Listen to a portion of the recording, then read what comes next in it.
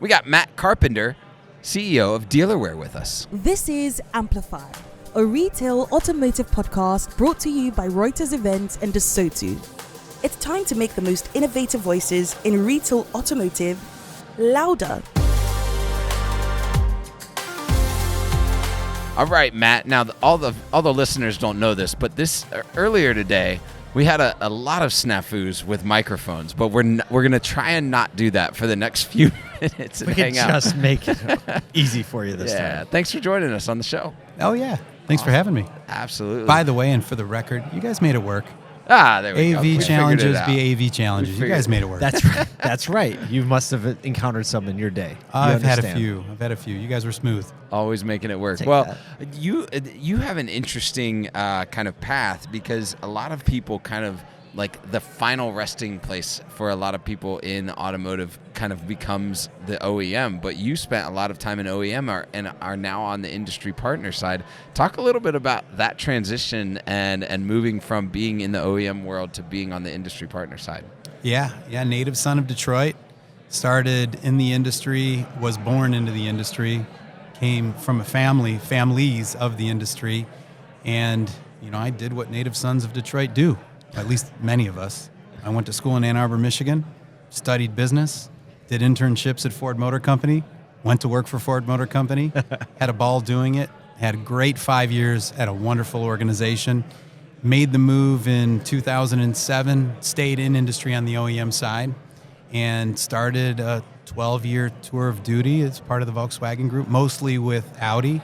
Held a few key positions, GM US sales, from 2011 through 2015 for Audi, and then CFO for North America 2016 through 2019, which brought me into a portfolio company of Audi's, Silvercar. In 2019, I've been leading the company since then and managing our two businesses.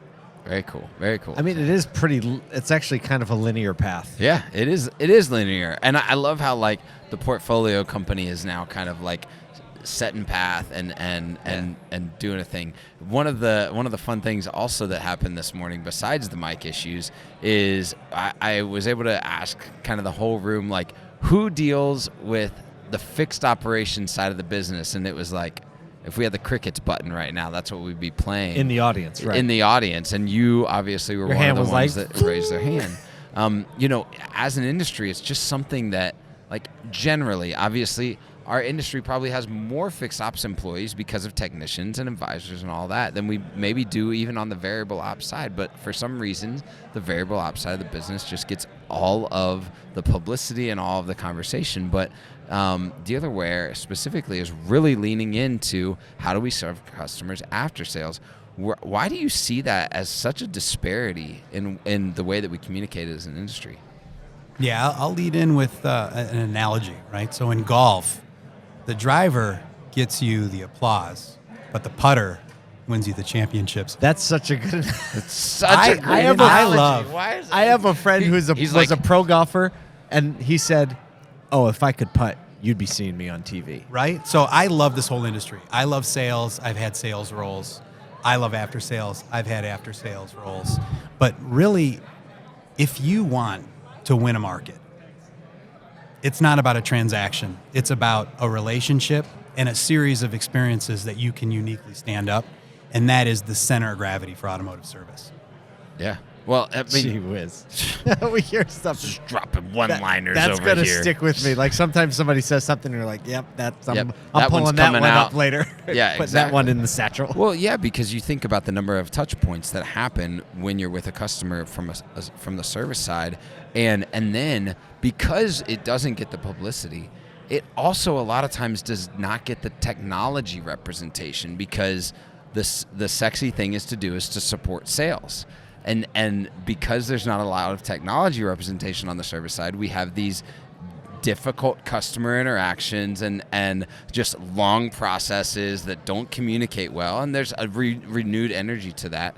But you are really attempting with the company that you're with now, really attempting to solve that, to make sure that customers aren't going through that painstaking process every time they have to service a vehicle. Yeah, that's right. One improved, enhanced, elevated experience at a time. And if you don't win on experience, what do you do in this industry and others? You compete on price. Right. That's it. You win on experience or you compete on price. So our solution's origin story is identifying time and cost inefficiencies around the service department, most specifically around the utilization of courtesy vehicles for service customers whose primary vehicles are in the shop. And it's historically been whiteboards and keyboards, and for some, lightweight software solutions and or Excel spreadsheets to help try to, manage the comings and goings of hundreds of service customers that are needing to use your fleet of, in some cases, hundreds of vehicles 2, 3, 4 days at a time. Those customers need to be credentialed, their insurance needs to be validated, and they, like all of us, don't have a whole lot of time. So how do you replace a paper contract with a mobile contract? How do you tell the fleet operator who's assigning a vehicle at a dealership to a customer for 3 days whether or not the car's ready to go, filled up with gas with a solid battery and keys in hand? Like, we just try to make things at Dealerware for the dealers and their customers. Our customers are the dealers, but we're servicing them so they can service their customers easier and faster. That's the whole game. What's nuts about that particular interaction with customers is that literally whole businesses are built around managing that. Enterprise, Hertz, Alamo, Budget, their whole business is built on just that. That's all their people think about all day. Well, let me drop a little anecdotal story because, first of all, that part of the ownership experience is the worst part. It's the part where we have to bring your car to service. You're wondering, how am I going to get around to my stuff? It's the part that disrupts your life the most, right? So if anything goes wrong there, it's just likely to just elevate in your brain because your life is moving, right? And it can't stop. Just a few weeks ago, I drive a Lincoln, and, so whenever my car goes in, I get a loaner, it's great. But the paperwork is always the worst part of it. It's like, hold on, let me get this triplicate form. And the dealer I go to, I think just installed your software. And the service writer's like, oh, here. And I was like, what? It was done super fast. And I was like, why?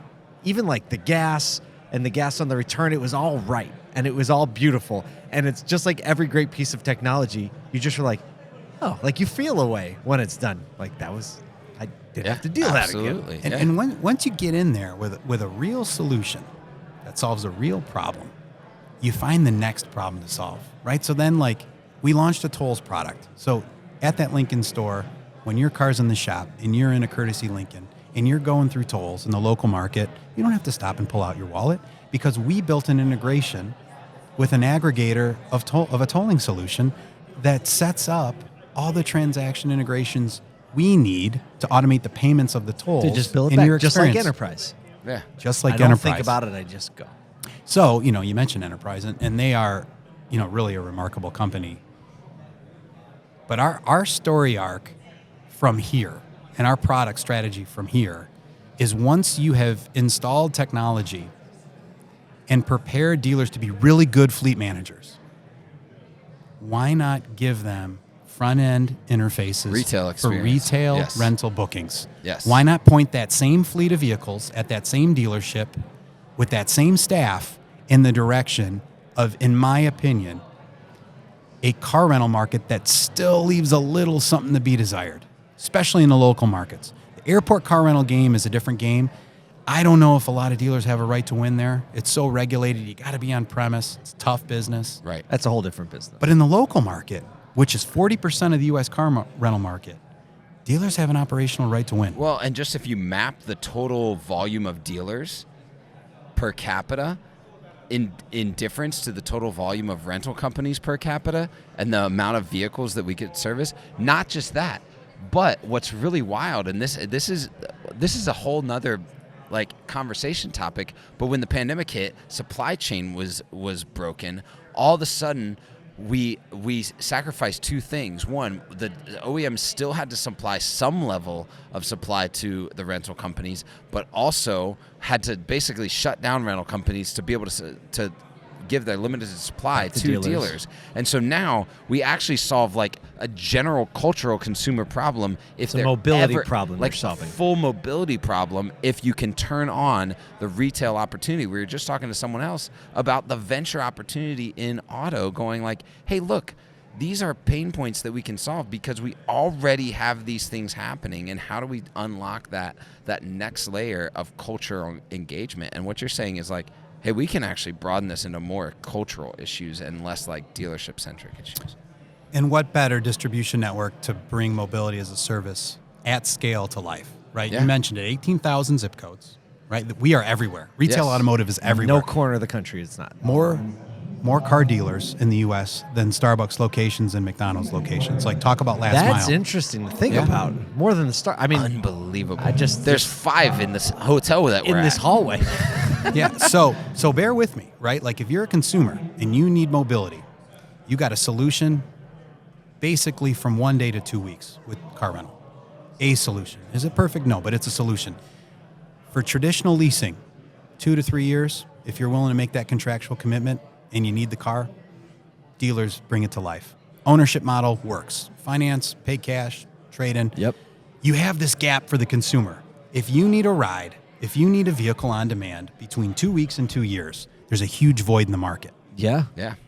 Now, follow me on the arc. So we've gone from smart, modern, time and cost-efficient fleet management to putting the dealers in the car rental market. What's the difference between a 5-day car rental contract and a 30-day? That recurs. That feels a bit like vehicle subscription.